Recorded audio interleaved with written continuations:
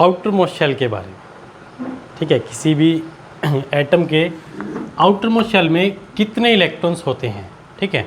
तो स्टार्ट करेंगे हाइड्रोजन से, ठीक है, और जहाँ तक कंटिन्यूसली हम देखेंगे फिर प्रैक्टिस करते जाएंगे, ठीक है। According to Bohr model, Bohr model इससे लास्ट वीडियो में हमने देखा है, तो बोहर मॉडल के अकॉर्डिंग आउटर मोस्ट शेल में किस एटम्स के कितने इलेक्ट्रॉन्स होते हैं उसकी बात करेंगे, ठीक है। तो सबसे पहले हम बात करते हैं हाइड्रोजन की, ठीक है। तो हाइड्रोजन का एटॉमिक नंबर रहता है 1 है, ठीक है। तो बोहर मॉडल के अकॉर्डिंग जो शेल्स होती हैं वो KLMN ये शेल्स रहती हैं, ठीक है। आउटर मोस्ट शेल मतलब जो बाहरी शेल है उसमें कितने इलेक्ट्रॉन्स है। तो हाइड्रोजन के पास ले दे करके एक इलेक्ट्रॉन है, तो इसके शेल में एक ही इलेक्ट्रॉन होगा, तो आउटर मोस्ट शेल में इसका 1 इलेक्ट्रॉन हो गया। जो आउटर मोस्ट शेल का इलेक्ट्रॉन होगा मैं सर्कल से दिखा दूंगा आपको, ठीक है। तो हाइड्रोजन के आउटर मोस्ट में एक ही इलेक्ट्रॉन होता है, ठीक है। उसके बाद बात करें हीलियम की, तो हीलियम का एटॉमिक नंबर हो गया 2। इसके आउटर मोस्ट शेल में 2 ही इलेक्ट्रॉन होते हैं, ठीक है। तो आउटर मोस्ट शेल में मतलब जो इसका हमने बोहर मॉडल से जो शेल बनाया था उसके आउटर मोस्ट शेल में कितने इलेक्ट्रॉन कंसीडर हुए, 2 ही हुए थे, तो इसके आउटर मोस्ट शेल में 2 इलेक्ट्रॉन जो है वो कंसीडर किए जाएंगे, ठीक है। उसके बाद जो है थर्ड नंबर पे आता है लिथियम, तो लिथियम का एटॉमिक नंबर 3, इसके के शेल में इलेक्ट्रॉन जाएंगे 2। उसके बाद तीसरा इलेक्ट्रॉन इसका एल शेल में जाएगा, तो इसके आउटर मोस्ट में लिथियम के आउटर मोस्ट में 1 इलेक्ट्रॉन होता है, समझ में आ रहा है, ठीक है। उसके बाद नेक्स्ट बात करते हैं बेरिलियम की, तो बेरिलियम का एटॉमिक नंबर है 5, ठीक है।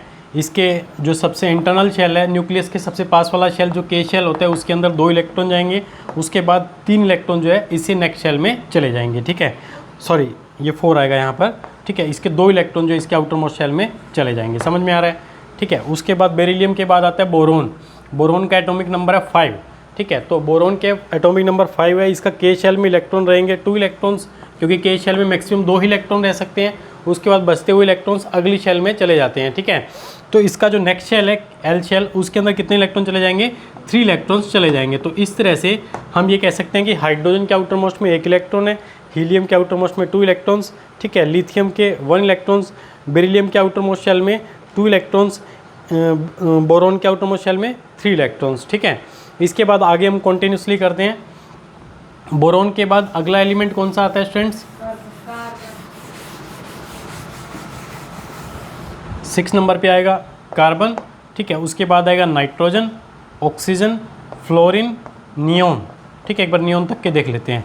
इसका 6, 7, 8, 9, 10 ये इनके एटॉमिक नंबर हैं।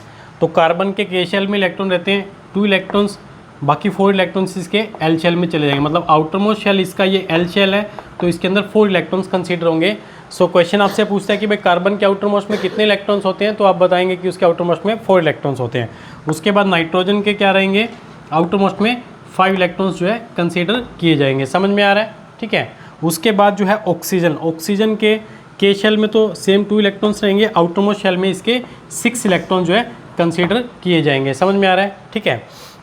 उसके बाद फ्लोरीन, फ्लोरीन के इंटरनल शेल में 2 इलेक्ट्रॉन्स और आउटर मोस्ट शेल में इसके 7 इलेक्ट्रॉन्स जो है वो कंसीडर किए जाएंगे, ठीक है। उसके बाद नियोन, नियोन के इंटरनल शेल में 2 इलेक्ट्रॉन्स, ठीक है। न्यूक्लियस के जो सबसे पास शेल है के शेल 2 इलेक्ट्रॉन्स, उसके आउटर मोस्ट शेल में कितने जाएंगे, 8 इलेक्ट्रॉन जो है वो चले जाएंगे, ठीक है। तो आउटर मोस्ट शेल में इसके 8 इलेक्ट्रॉन्स कंसीडर किए जाएंगे, समझ में आ रहा है, ठीक है। उसके बाद आगे बढ़ते हैं।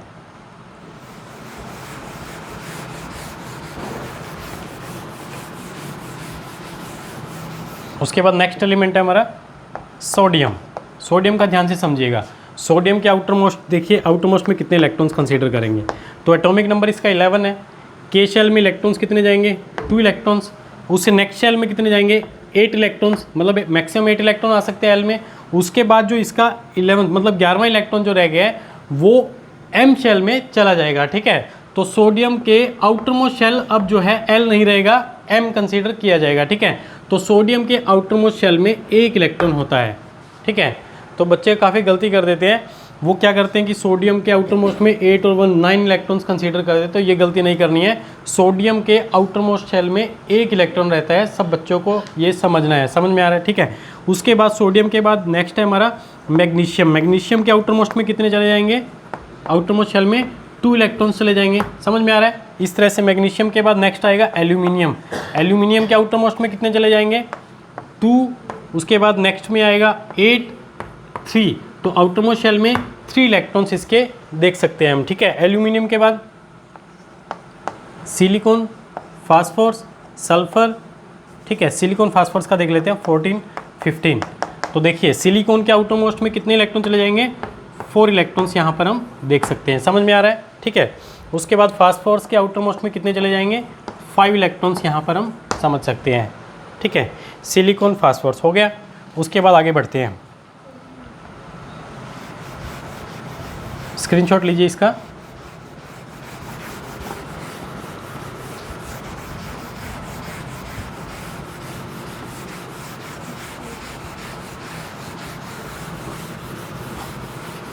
ठीक है। उसके बाद है हमारा फास्फोरस, सल्फर, क्लोरीन। फास्फोरस का हो गया ना, तो सल्फर से कंसीडर कर लेते हैं हम, ठीक है।